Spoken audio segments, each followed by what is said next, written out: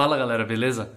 Tá começando mais uma Origem da Crise e nesse episódio a gente vai começar a entrar na crise de verdade. Apesar de eu ter falado no episódio anterior, se você não assistiu os outros episódios, eu recomendo que assista, o link vai estar na descrição.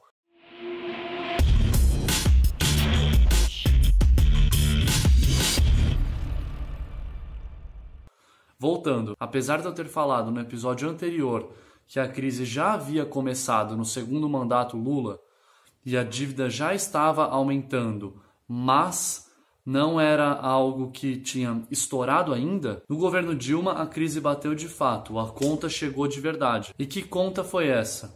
A conta deixada pelo excesso de crédito que veio desde o governo Lula, que, como eu falei no episódio anterior, foi algo bom até um certo ponto. A partir deste ponto, a coisa deixou de ser sustentável, não era mais viável continuar dando crédito para a população dessa forma. A inflação começou a subir, e a inflação ela é uma bola de neve, porque uma coisa vai puxando a outra, então tudo vai subindo, tá? Qual foi a estratégia que, na verdade, foi mais política do que econômica e que prejudicou muito mais ainda a economia?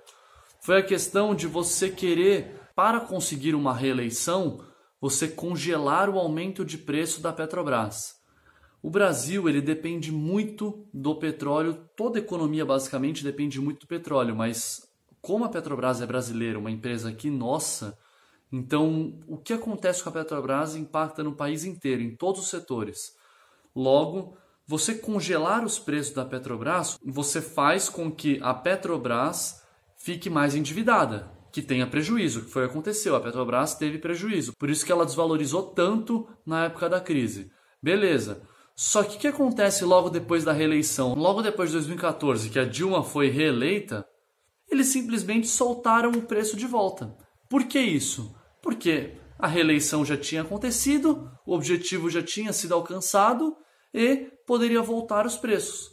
E aí, o que acontece? A inflação volta a subir. Então não existe almoço grátis, não existe uma canetada, uma martelada que você fala assim, ó, vou assinar aqui que a inflação não sobe mais. No mercado não existe isso. O mercado é o resultado do comportamento de todo mundo. Não tem uma pessoa que assina e fala que o mercado vai ser diferente. Então não adianta você maquiar a inflação porque você só piora as coisas no futuro e a conta chega. Mas, relacionando tudo isso com investimentos, o que pode se tirar de proveito disso? Existem empresas que, independente de crises ou não, elas continuam extremamente sólidas. Por exemplo, diversos bancos, empresas extremamente consolidadas, como alguns varejos enormes, por exemplo, Pão de Açúcar e outras assim, sabe, Ambev. Esse tipo de empresa, elas não vão ser extremamente impactadas por uma crise. Elas são impactadas, toda empresa é, tá? Mas elas aguentam o tranco de passar por uma crise, porque tem muito dinheiro, muito caixa, muita solidez, boa gestão. Então, o que você pode aproveitar disso? Durante a crise foi um ótimo momento para se fazer compras. Quem começou comprando lá em 2015, 2016, vou falar um número aqui aproximado para vocês terem uma noção. Se você deixar seu dinheiro na renda fixa em algum banco, ele vai te gerar em torno de, vamos colocar que na época da crise estava pagando de 10% a 15%. Então vamos falar que em 3 anos pagou 40%. Então alguém que tinha 100 mil reais teve uma rentabilidade em 3 anos, de 2016 até 2019, de 40 mil reais, certo?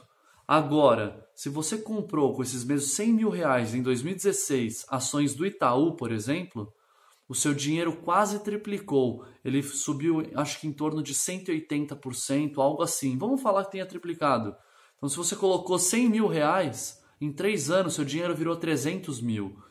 Então, olha a oportunidade gerada. E não havia risco do Itaú quebrar. E por que o Itaú estava tão barato dessa forma? Porque quando há alguma crise, o mercado inteiro fica amedrontado e tira dinheiro do país. Então todas as empresas perdem valor. E todas as empresas perdem preço. O valor delas cai, é claro, mas o valor cai um pouquinho e o preço cai muito mais do que o valor de fato que elas valem. Entende? Então isso gera oportunidade. Então as crises são uma das maiores oportunidades que tem para se fazer investimentos. Não significa que você precisa esperar toda vez uma crise ou torcer para uma crise para fazer um bom investimento. Mas significa que você tem que estar ligado e que você pode usar isso daí para alavancar seus ganhos. Por isso que é importante ter uma pequena reserva de emergência, por isso que é importante ter uma pequena parte do capital em renda fixa, para que com liquidez diária, para que você consiga sacar a qualquer momento que você achar uma oportunidade. Então, o fundo de emergência é para basicamente isso, serve para duas coisas. Bom, é isso então.